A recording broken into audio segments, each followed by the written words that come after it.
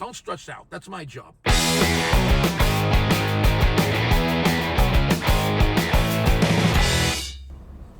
Hey, what do you hear? What do you say? My Facebook, YouTube, Twitter, Instagram, Google+, your sister's ass, the Pony Express. A very ticked off Vic here.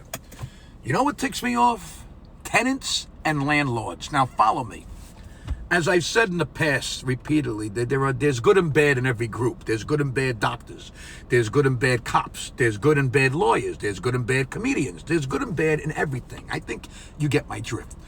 But naturally, talking about only good landlords and good tenants, that would be pretty boring. I'm sure there are lots of good landlords and lots of good tenants, but that wouldn't tick me off now, would it? It would make me happy. I'm sure most people watching this video have their own horror stories dealing with landlords and tenants, and I can't wait to read some of those stories. Anyway, recently somebody very close to me who was renting had to deal with a piece of shit landlord. The landlord told her that she's selling the house in a couple of months.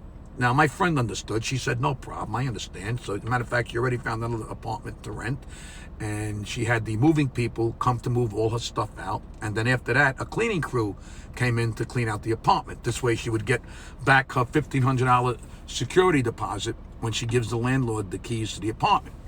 I saw the apartment for myself. The cleaning crew did an amazing job. It was spotless.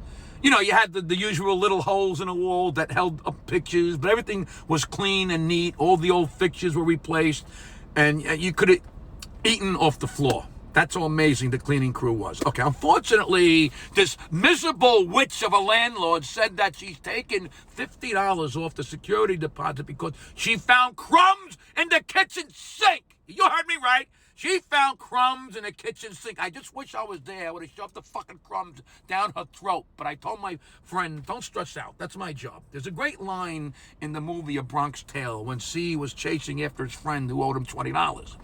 And Sonny pulls him aside and says, C, let it go. That's the best $20 you're ever going to lose. You're never going to see him again. And he's never going to bother you again. And that's what I told my friend. Just take off the here's the fucking $50. Give it to, let the miserable twat be in your rearview mirror and pray that her next shit is square. This piece of shit doesn't even realize how lucky she was to have a tenant like you for all those years. You never gave her any problem and you kept the apartment immaculate. Some landlords were just born to be miserable fucking negative scumbags. Let's talk about bad tenants, shall we? Look, I was a landlord too at one time myself. I had the tenants from hell. They ruined my credit.